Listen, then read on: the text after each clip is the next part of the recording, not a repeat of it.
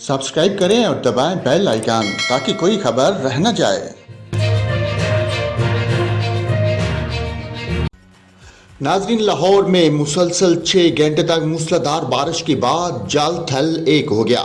लक्ष्मी चौक और कलमा चौक समेत अहम चौराहे और शाहराहें तालाब बन गई। महकमा मौसमियात के मुताबिक सबसे ज्यादा बारिश शहरपुर पर 260 मिलीमीटर रिकॉर्ड की गई।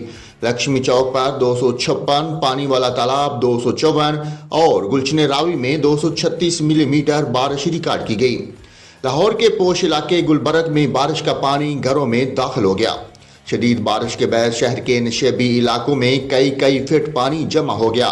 लक्ष्मी चौक, बाटी गेट, डाइवर्स रोड और सहाफी कॉलोनी के सामने किनार रोड समेत कई दीगर सड़कें पानी में डूब गई, जिससे ट्रैफिक के शदीद मसाइल का सामना रहा।